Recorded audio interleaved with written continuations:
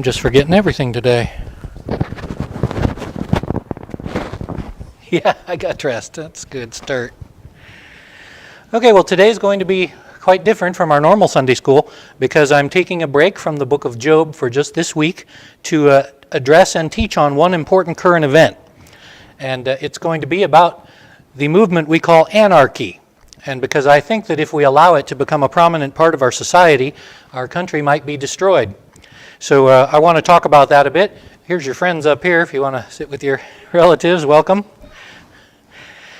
So it'll be clear when I'm talking, we'll go through Romans 13, the first 7 verses. We're going to talk about governing authorities and the mission of government. But you will see that I do talk about things that are political, and anything political that's not in the Bible is obviously speculation.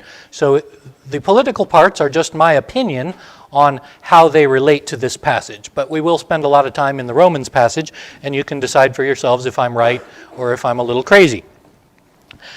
Originally, I planned to completely leave out any discussion of political parties, such as Democrats and Republicans, but there's no real way to do that considering the recent events. But you'll see what I'm talking about. So let's start in Romans chapter 13, verses 1 to 7. Even though this is a topical message in the sense that it's coming out of order from my normal Job book, and I'm not preaching through Romans, we will go through these verses in an expository way. So Romans chapter 13, verses 1 through 7, are the classic passage in the Bible on the government, although we will briefly look at one other from the book of Peter later. So Romans 13, 1 to 7. Now before we start there, though, I want to give you a little context from chapter 12. And Dr. Martin Lloyd-Jones makes this point very properly. If you see chapter 12, verses 17 through 19, this is the context. Verses 17 through 19 of chapter 12 says, "Repay no one evil for evil. Have regard for good things in the sight of all men. If it is possible, as much as it depends on you, live peaceably with all men. Beloved, do not avenge yourselves, but rather give place to wrath, for it is written, 'Vengeance is mine, I will repay.'" So in chapter 12, Paul has been expressing how Christian relationships should work. How do people in the church get along? But then he switches from just inter-church relationships to talking about how Christians should live among non-Christians. So we're going outward from the church to how do you live in the world. He says, be peaceable, don't be angry, don't take vengeance. Leave vengeance to God, Paul says. But then he goes on in chapter 13 to talk about human governments and how human governments are used by God to discipline evildoers or take vengeance on the wicked. So let's start now with verse 1 of chapter 13. "Let every soul be subject to the governing authorities, for there is no authority except from God, and the authorities that exist are appointed by God." Now the Greek word that's used there for be subject to is hypotasso or hupotasso, and it can mean forced submission, but it often also means voluntary submission. So you might be forcing someone to do something, or they might willingly be doing something. Now you can be forced to submit if someone is bigger and stronger or meaner than you, but in this case it's pretty obvious that it means voluntary submission because Paul commands us to do it. So it's not that we're being forced to do it, but that we're supposed to do it. He says we should be choosing to be submissive to government authorities. Now why does the Apostle Paul command this? He says it's because every existing authority is appointed by God. Now this might be a shock to you. There are some really odd and difficult politicians. Take Mayor Lori Lightfoot of the city of Chicago. She has a potty mouth. She loves to swear. She has a thing against churches. She's always threatening that police are going to close the churches. And yet she was appointed by God. There's Congresswoman Alexandria Ocasio-Cortez. She proposes a huge new environmental program called the Green New Deal that's estimated to cost around $70 trillion, which would be $600,000 per person in the United States. And when she was asked how we'll pay for it, she replied, "We'll pay for it."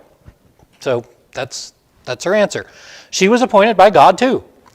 Now this may seem wrong, and that's because you might think that God, as an omniscient deity, would make more reasonable choices for people who hold high office. But you're presuming that God's choice for an official is for your good and not for your judgment. So I believe that when God gives you evil or questionable leaders who are troublesome, it might be because God intends to judge you or your country or your county. Because you want to be bad, I'll give you a bad leader. See, the problem is that you and I don't know the big picture. Our puny mammal brains do not comprehend the plan of God. There's many examples in the Bible of God appointing fools and tyrants over countries to destroy them. Now, this does not mean that because God chooses bad people that you should be voting for bad people. That would be a foolish thing to do. But when God allows bad people to be in our leadership positions, it's because he has a plan we don't understand. Here's some examples. I told you there's many examples, so here's some of them. King Saul. He became Israel's first king. He was a handsome man, and he did a few good things at the beginning, but he was tormented by demons, and he tried to murder God's choice as his successor, often. So King Saul was not a great king. He was so-so. There's King Nebuchadnezzar. King Nebuchadnezzar of Babylon, he enslaved God's people. He was a tyrant. He was an arrogant idolater. And yet, God turned him around, and he might have even been saved toward the end of his life.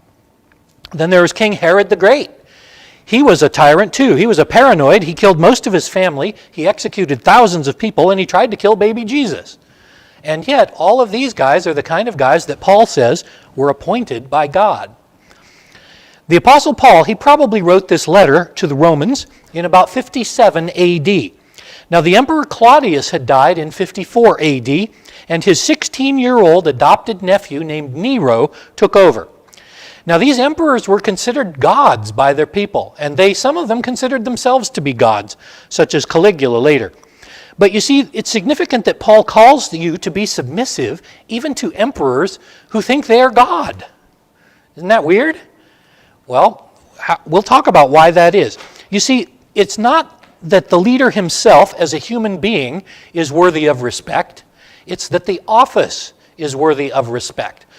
Paul didn't respect Nero probably as a human being, as a good person. He was a wicked tyrant. But he was the emperor, and therefore he was appointed by God as a leader at that time. So that's the difference as to why we should honor our leaders. It's because they're our leaders, not because they are good people. And that's why, as one application of this text, I'm modifying my practice of Facebook posts. In the future, I will try my best not to call them fools and morons, which has often been my practice. I will try to say that the things they are doing are foolish or that they have chosen badly, but I'm going to try to stop attacking them as people and as leaders and just attack what they're saying and doing. So I'm learning something from this. It won't be easy during these crazy times to control myself, but I'll do my best. So now let's go on to verses 2 and 3 of Romans 13. Therefore, whoever resists the authority resists the ordinance of God, and those who resist will bring judgment on themselves. For leaders are not a terror to good works, but to evil. You might wonder why Paul would make an issue out of this. Probably the biggest reason was that the Jews were troublesome to Rome, and a lot of early church members were Jews, and they brought their troublesome attitudes along with them. Now, why were the Jews troublesome? There were a couple of reasons. I mean, I'm sure there's many reasons. One of them is that they were literate, they could read, and they were trained in various things. They went to school. Most people in the ancient world had no schools or couldn't afford schools.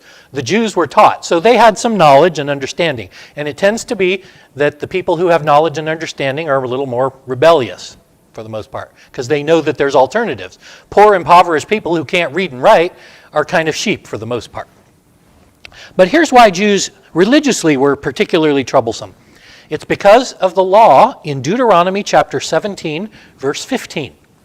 You see, in Deuteronomy 17:15, God told Moses this. He basically said, in the future, the Jews should choose a king whom God chooses and never a foreigner. So, since they studied the law constantly, the Jews believed that their leaders should be a godly man, someone whom God chose, like David or Solomon.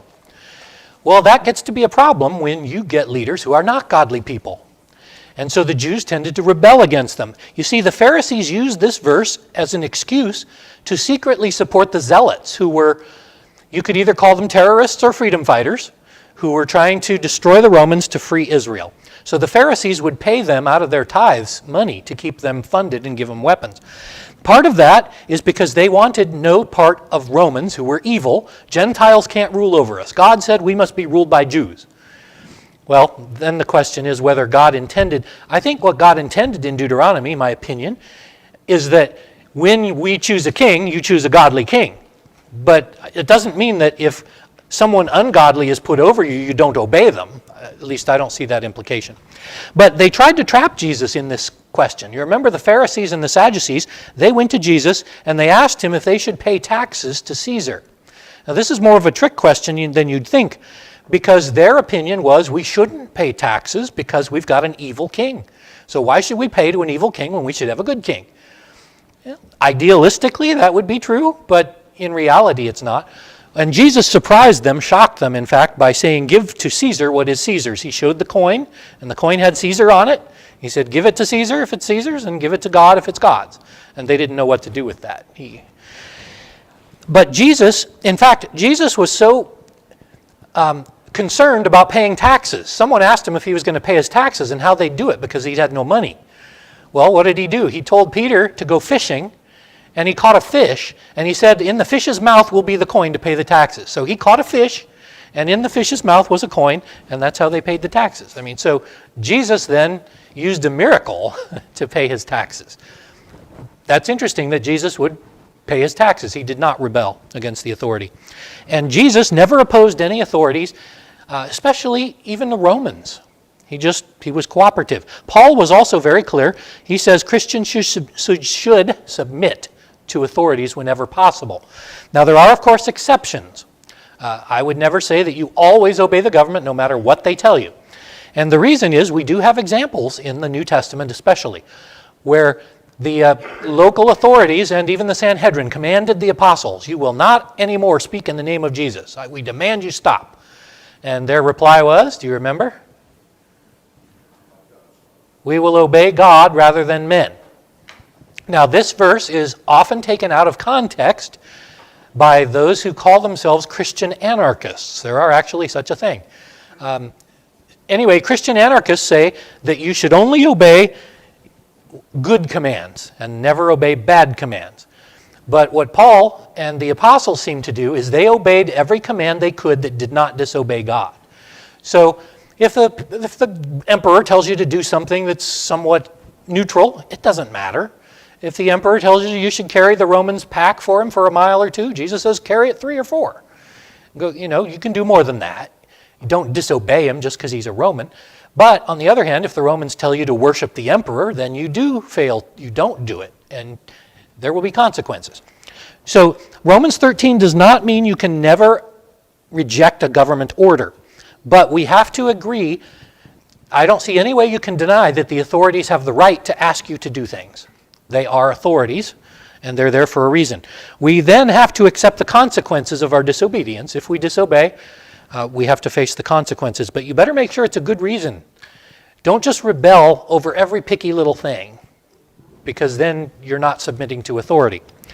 Paul says, this is the most interesting part to me, Paul says that resisting authority is opposing the ordinance of God. Now, what is an ordinance? It's an interesting word.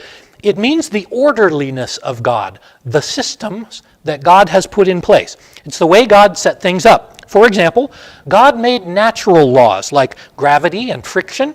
That's the way the universe operates. Those are ordinances of God. They're the way God set things up.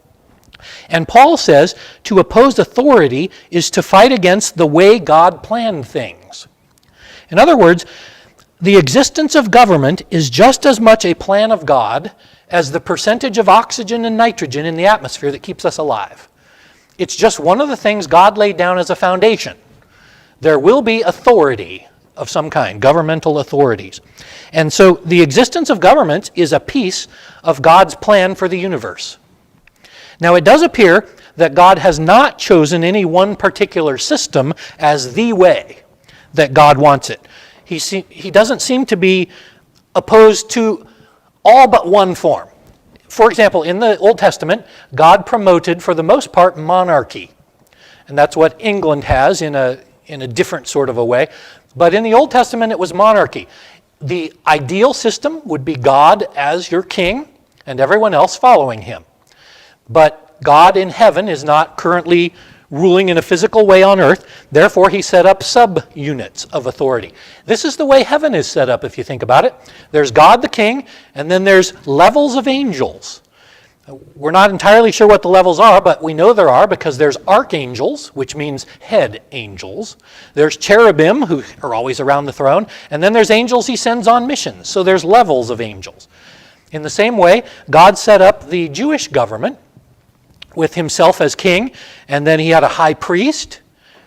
There was Moses as sort of an intercessor, and then there were Levites, and then there were heads of tribes, and then under the heads of tribes there were heads of clans. So everything had a hierarchical system. That's the way God talks about it in the Old Testament. And you know, it's interesting that Satan has exactly the same kind of dominion. There's Satan as the boss, he's the king, and then there are principalities and powers and rulers. There's lists of the kinds of hierarchies he has. Now, that doesn't mean, though, that monarchy is necessarily the only good way. The reason why I say that is because monarchy only works well if you've got a good king. If you've got an evil king or an evil queen, it ruins everything. So monarchy is a great system when it's got a good king. The trouble is you don't always get a good king. So over the centuries, though, governments or peoples of the world have experimented with other kinds of governments, such as republics. That's what we live in. We live in a republic. We are not a democracy. We are a democratic republic. But at any rate, there's also democracies. Democracy technically means pure people voting. There's not representatives. Republic means representative government. We got it from the Romans. There's also oligarchies. That's where groups of rich people usually rule. That was like Carthage. There's tribalism, there's socialism, there's communism. Some of these have worked, some of them did not work. Paul didn't say that you must only obey a Jewish ruler. When Paul wrote to the Romans and he says you better obey authority, what does he mean? He means the Roman authority, obviously. I mean, there was no other form of government in Rome except the Roman authority. He didn't say we should only obey a theocracy. He said we should obey the authorities who are over us. There are no examples in the Bible of anarchy that are ever praised. You see, anarchy is not a system of government, it is a non-system. Anarchy means no rule, literally. We want to have no ruler. The only time in the Bible that anarchy has a prominent part is really shown in the book of Judges. You remember after Moses died and after Joshua died, the people didn't really obey God. In fact, they viewed, what it said is exactly, every man did what was right in his own eyes. It was self-rule. We'll decide what we want to do and what we don't want to do. And what happened? They were oppressed by foreign powers who had systems of authority. And then when the people cried out that this isn't fair, God would send a judge to get rid of the oppressors, and God hoped they would set up a new system, and they didn't.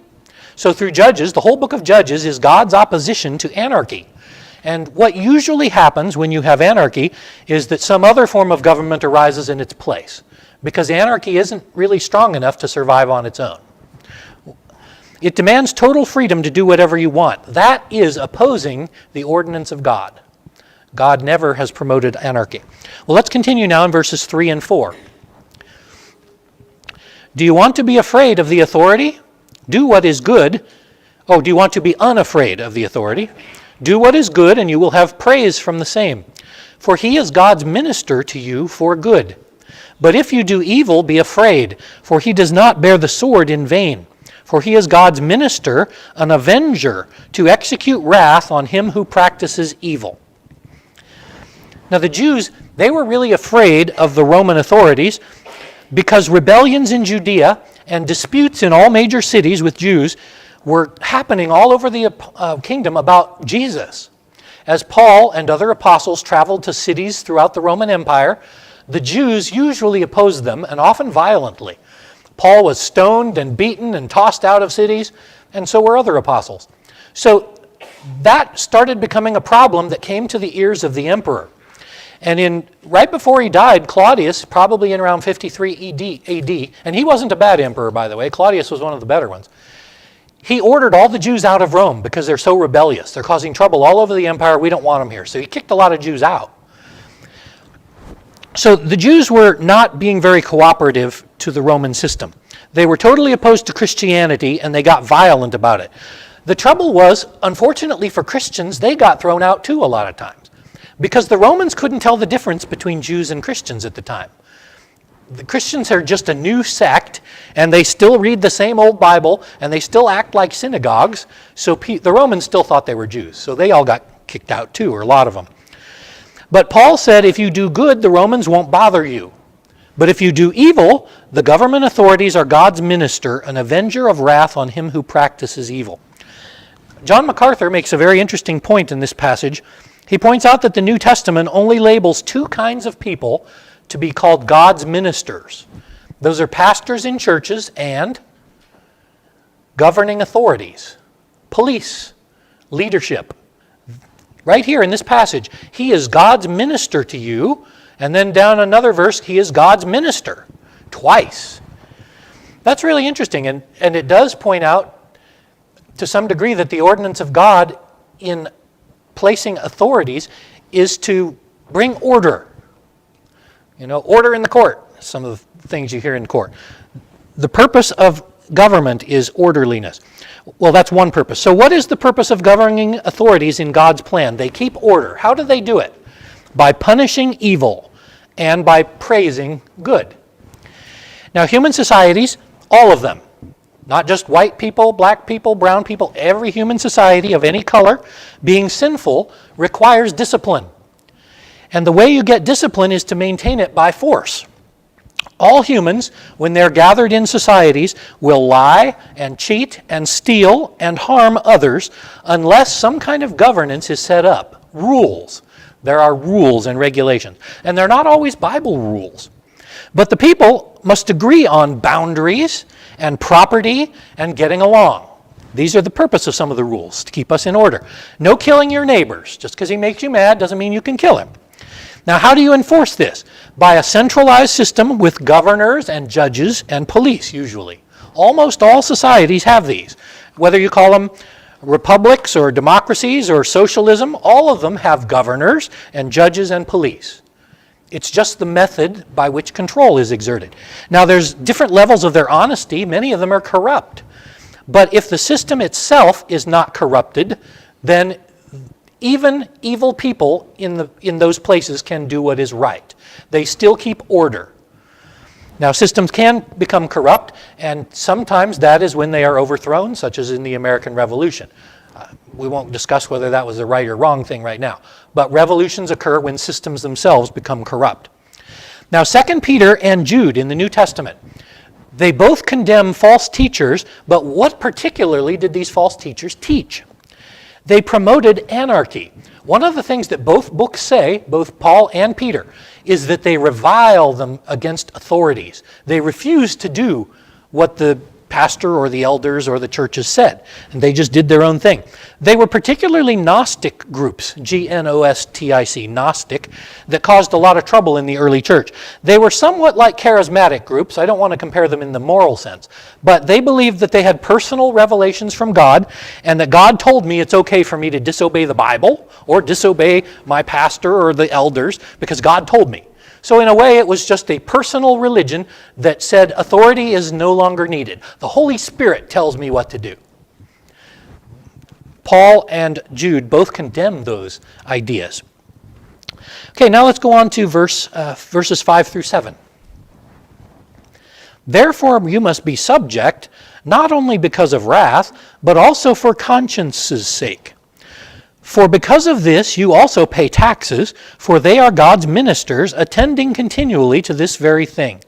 Render therefore to all their due, taxes to whom taxes are due, customs to whom customs, fear to whom fear, honor to whom honor. So in the earlier verses, Paul said, you need to be subject because these people are the ministers set in authority over you, and this is the ordinance of God. I want there to be a system. But now Paul says, just in case you're not going to listen because of the sword argument, in other words, the authorities will force you to obey, if that doesn't work, there's also your conscience. You must pay the hated taxes and honor them. Paul says it's not good enough to just pay your taxes. You know, you grumble when you pay your taxes. I understand that. Nobody wants to lose part of their money. But not only do you owe them taxes, you owe them honor. That's a hard one. That's harder than paying the taxes, as we see on social media. Honor your governors.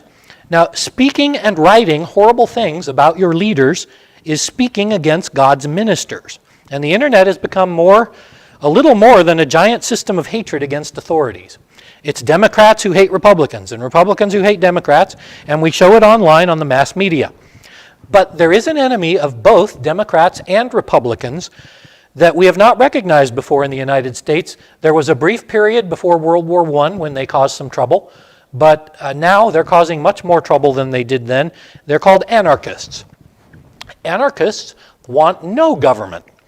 Many of them claim to be pacifists, but they use the Marxist definition of pacifism, which means first you overthrow your evil government, then everything can be peaceful after you've killed them all.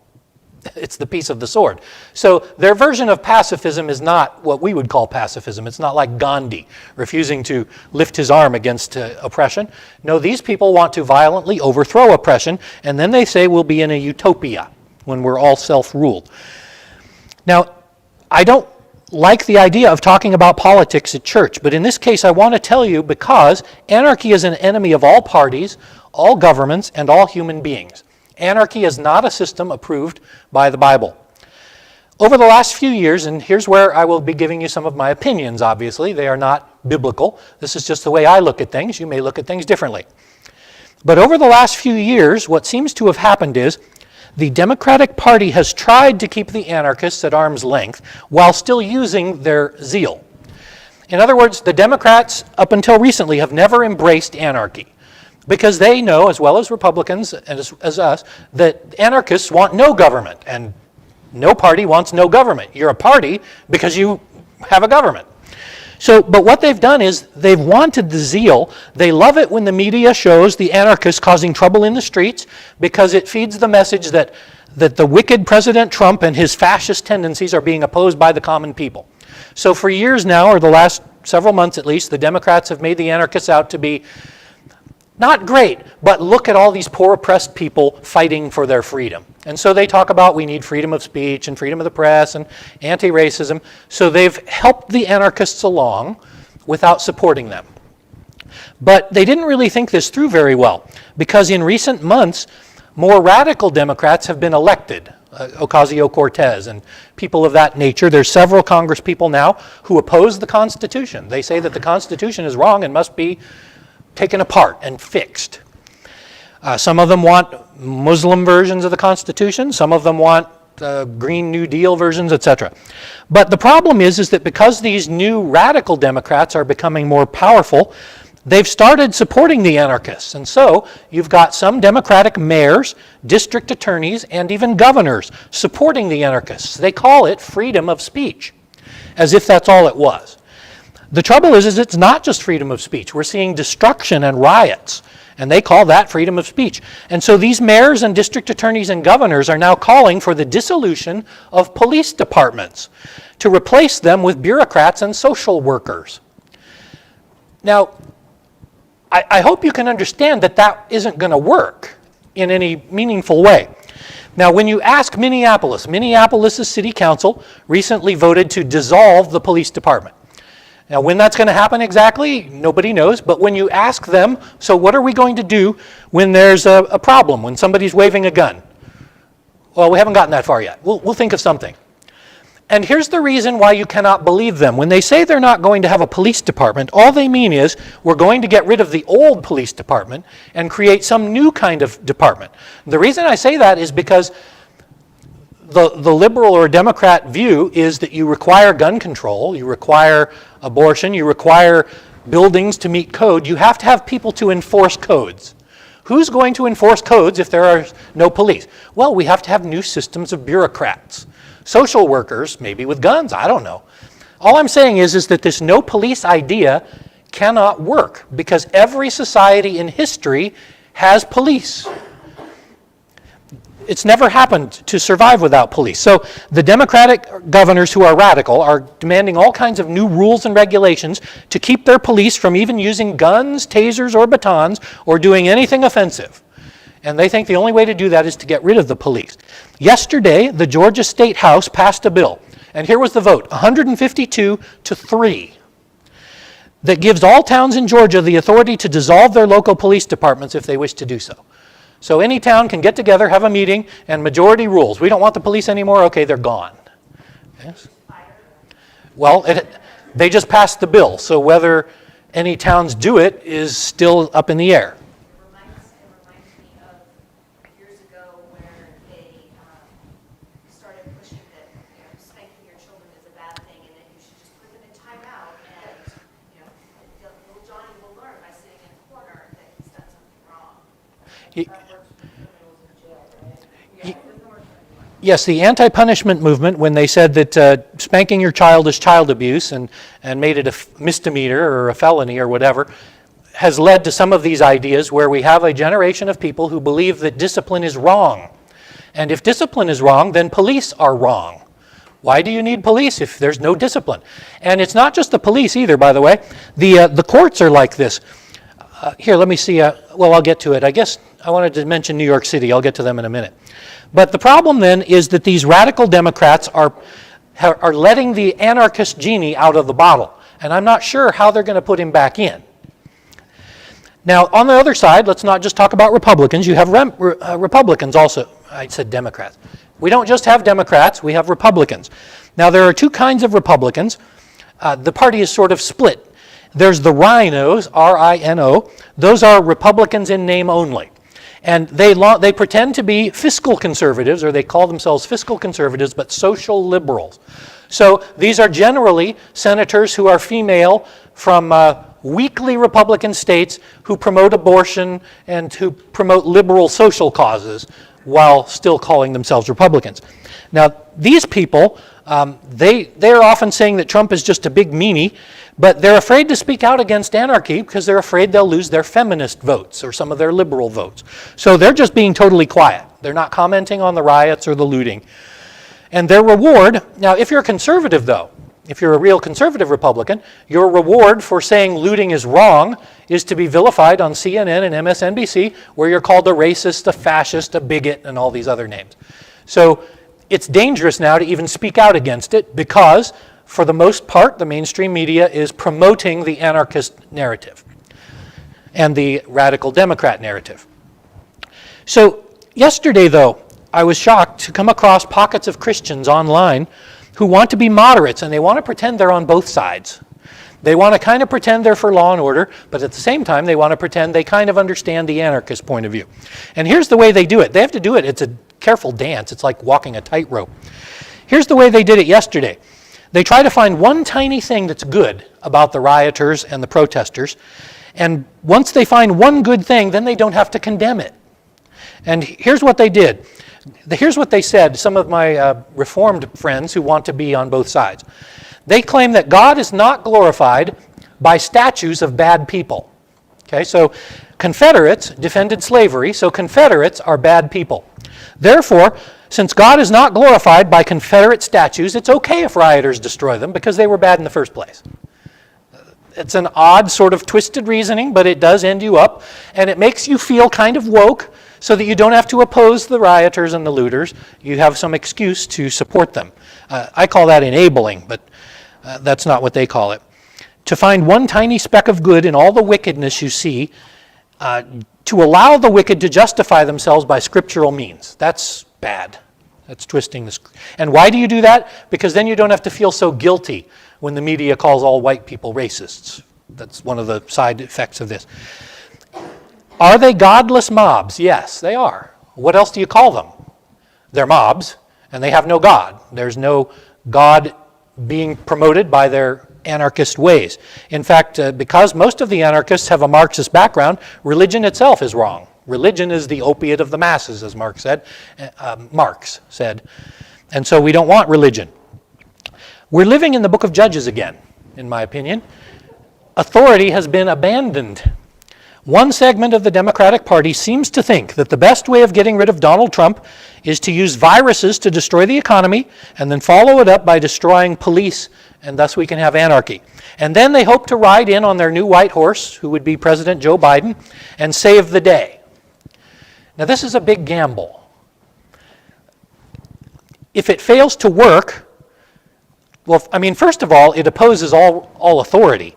But if it fails to work, our whole government system could crash. And nobody's going to ride in on a white horse and save the day. The only way to save the day from anarchy is to form a new kind of government. And that's usually what happens when a government starts to topple. That's what happened when anarchy brought the Russian Revolution along. The Marxist anarchists brought enough trouble to the country of Russia during World War I that their government collapsed and they raised a new government, which was Lenin, and became Stalin. So a Marxist government rose. It's what usually happens in Central America. If a government falls, some new government arises. And how does one government take over another? By use of greater force. So what all anarchy does is prepare the way for a new kind of government. And so if this gamble fails, if the anarchists and the radical Democrats fail to bring down the government and raise Biden, will they continue to bring anarchy in order to continue to oppose the president? These are my opinions on what's going on. But what I want you to understand is that human societies cannot survive anarchy. There's never been a culture where anarchy lasts. So I looked at some anarchy websites from their own viewpoint to see if they have some examples of good anarchy governments. And they had lists of the top 10. I had never heard of a single one of them. So I'm just going to tell you about the top 2 that they talk about. Because most of them only last a few weeks or a few months before a new government arises and kicks them out. Here are their 2 long-term successes. Here's the longest one, a 19-acre piece of land in Copenhagen, Denmark. And they call it Christiania. Now here's how Christiania came to appear. In 1971, there's a big castle with some property. It was an old military castle. For whatever reason, the military decided to abandon it. They didn't want to work there anymore. When the military left, a bunch of homeless squatters moved in. And they loved to smoke pot. So they planted marijuana everywhere, and they sat there and smoked pot for years. And nobody bothered them, really. And then they decided that they needed to make rules. So here are the rules they made. Marijuana is legal. Hashish is legal. All drugs are legal here. That's the only rule, is that all drugs are legal here. But unfortunately then a bunch of drug lords moved in and tried to take over. And so the government had to move in and bring control back. And so now they just call themselves anarchists, but they own their own land and they sit around and smoke pot. It reminds me of Shakespeare saying there's something rotten in the state of Denmark. So this is their greatest example of anarchy in the world, is a 19-acre plot of land in Copenhagen, Denmark.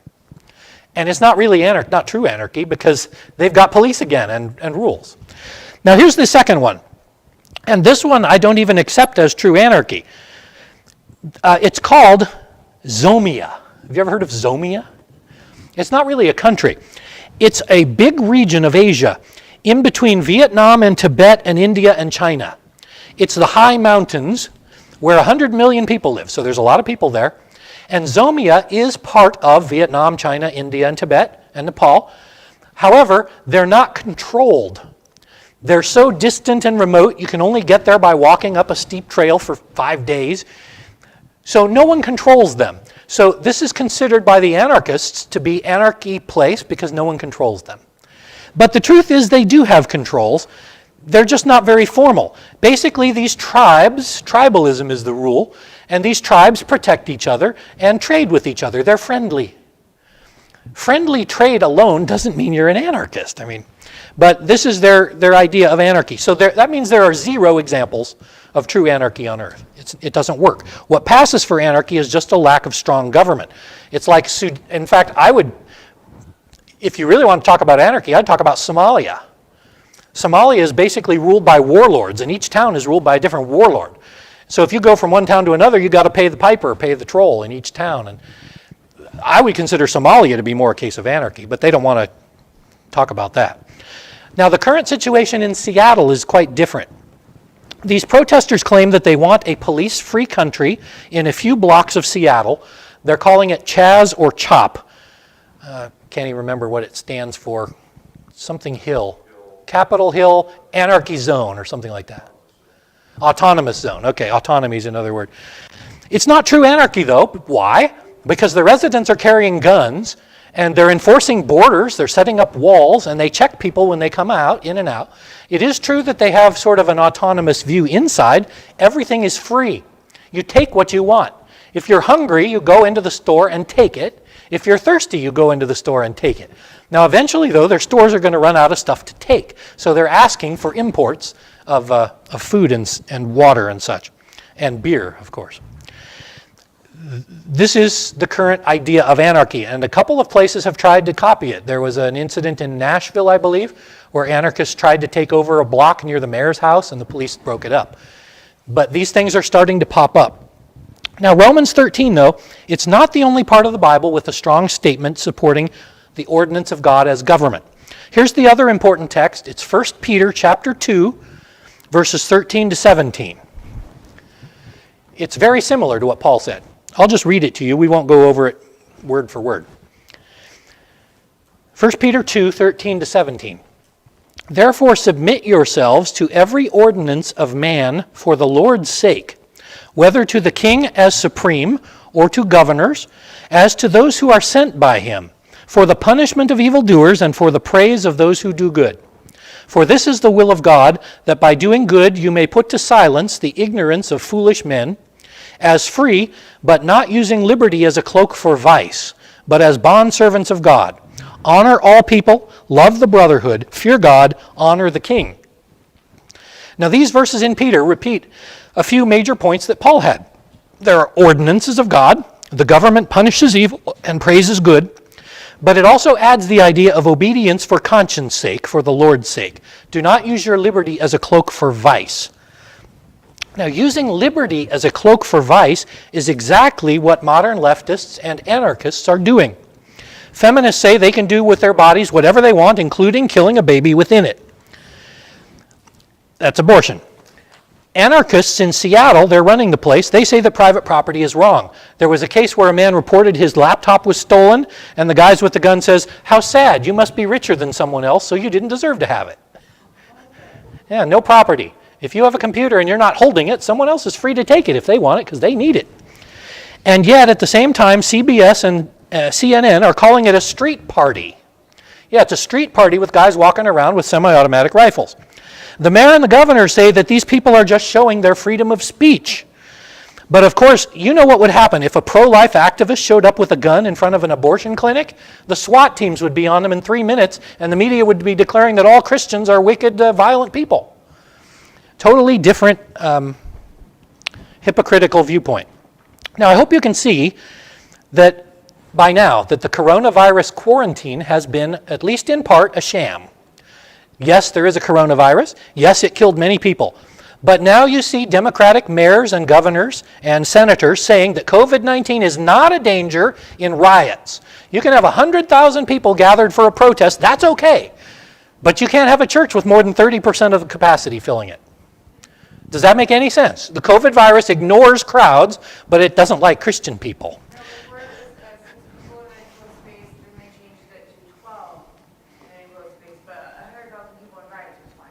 Yeah, and they're not wearing masks, most of them. So the leftists somehow don't carry diseases. Only conservatives carry diseases somehow. Anarchists are immune. BLM and Antifa are immune to viruses. Why? It's because they support the Democratic Party and the current narrative in the media.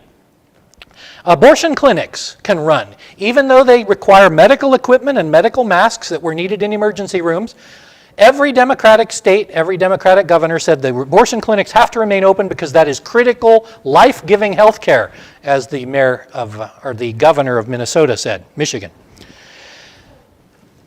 How is it that one is right and one is wrong? All you're seeing is an arbitrary choice. If they vote for you, you keep them open. If they don't vote for you, you keep them closed. Do you see the pattern? The pattern is this. If it is considered wickedness in the Bible, it is considered virtuous to the current politicians and protesters. The murder of babies is good and necessary health care. Homosexuality is not just okay. It requires special protections to force people to accept it. Stealing is just a symptom of oppression, and the police shouldn't bother with it. Don't worry about stealing. All the looters in New York City were released without bail, unless they had a gun. If they had a gun, there might be a little bail. They were released, back on the streets within an hour. Not one of these things are examples of biblical justice. Many of the leaders in our country do not want justice. Justice is evil. Sin is good. That's the problem we have. You cannot vote for people who think that good is evil and that evil is good. If you look at Isaiah chapter 4, I just want to read you 4 verses from Isaiah chapter 5, verses 20 to 24. Woe to those who call evil good and good evil, who put darkness for light and light for darkness, who put bitter for sweet and sweet for bitter. Woe to those who are wise in their own eyes and prudent in their own sight. Woe to men who are mighty at drinking wine. Woe to men valiant for mixing intoxicating drinks, who justify the wicked for bribes and remove justice from the righteous.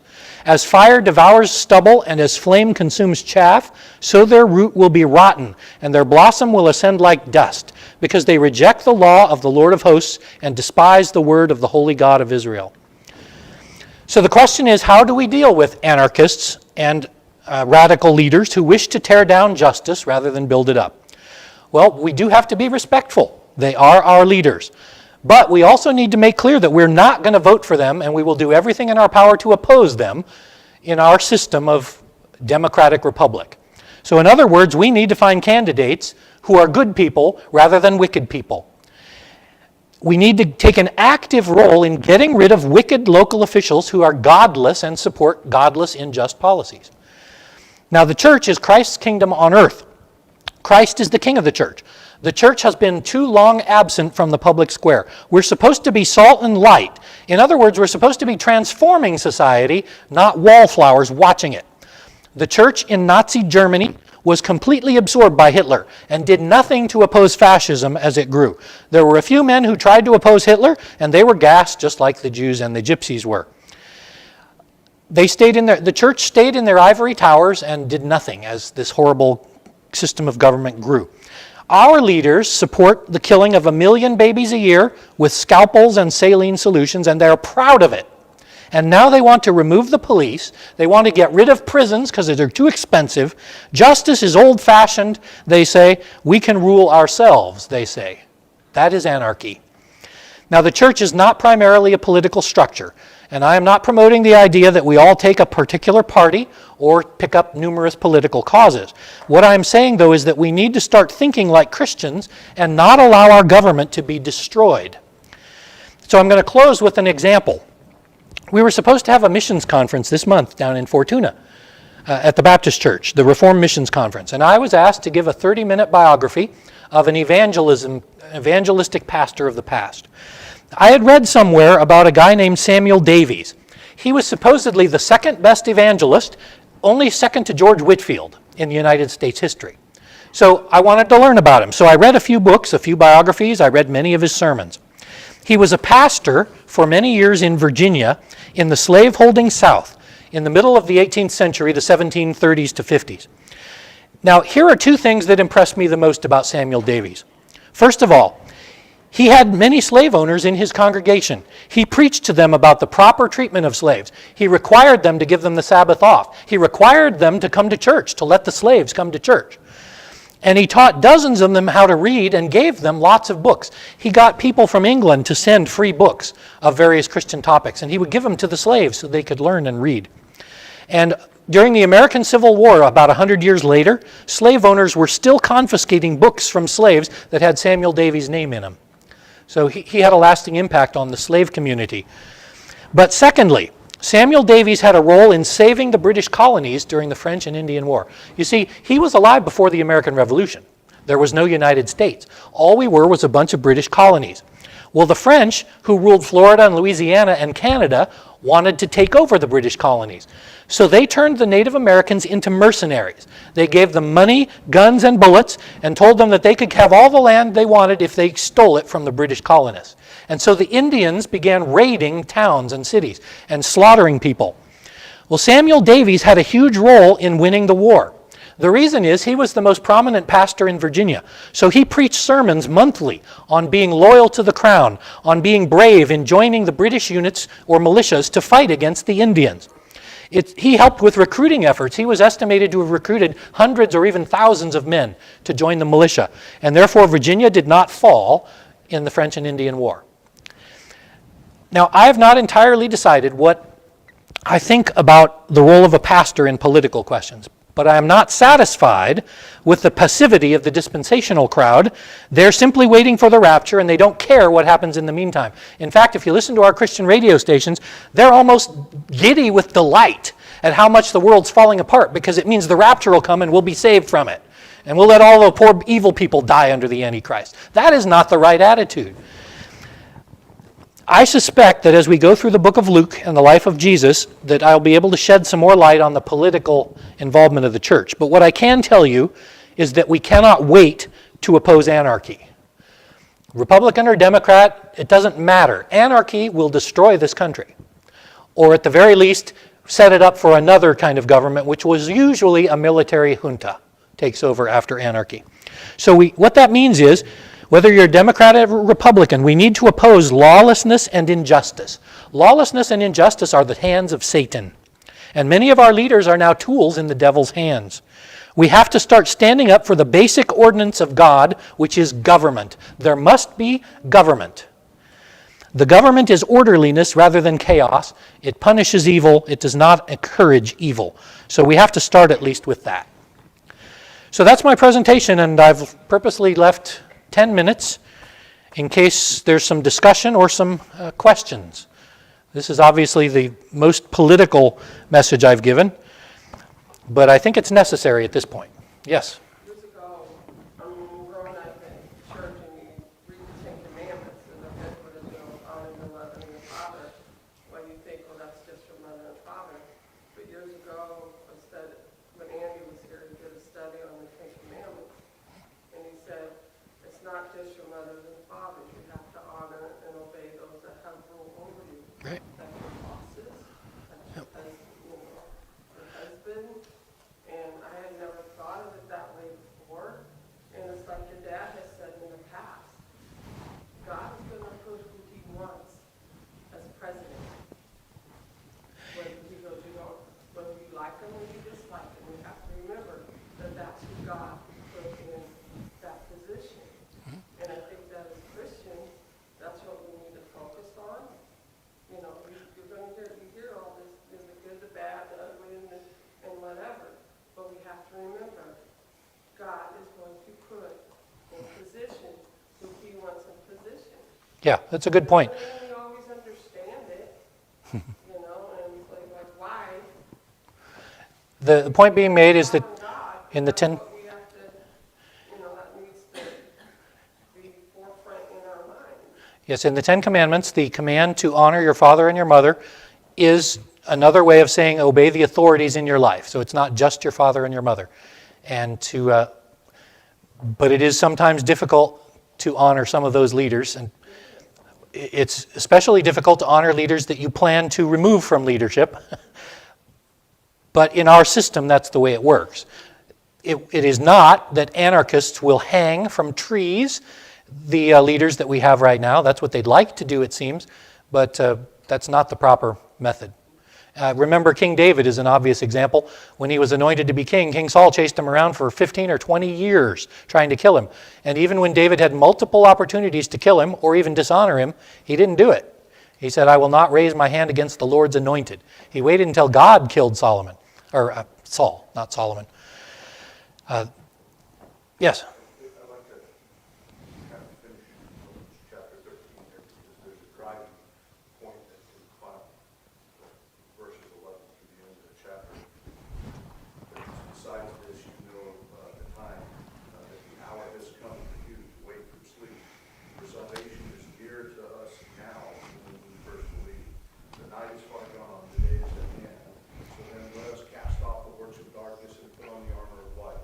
Let us walk properly as in the daytime, not in orgies and drunkenness, and not in sexual immorality or sensuality, not quarreling and jealousy, but put on the Lord Jesus Christ and make no provision for flesh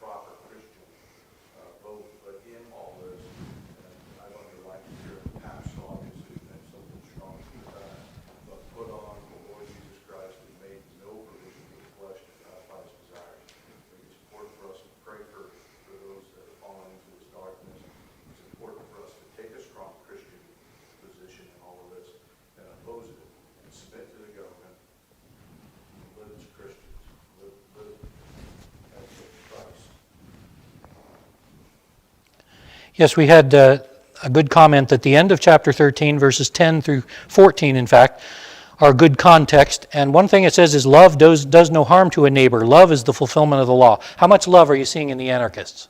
There is no love. The only thing there is hatred and anger and destruction. So love is not doing everything you want for yourself. But it also talks about how we're in the last times and how we should walk properly and not in sexual immorality and etc. So you might want to look at the whole chapter of 13, even though we didn't have time to go over all of it. Also, the point about voting, I want to point out that a lot of people, including myself in the past, have been remiss about voting in local elections. We always vote in the presidential election. I've never missed one. But I don't always vote in the local elections, and now I'm seeing, and now you're seeing, why that's a big mistake. Because the mayor makes a big difference. City council makes a big difference. The people they appoint make a big difference. So we really need to start looking at the local level, because it's at the local level where you get sheriffs and good people in various positions.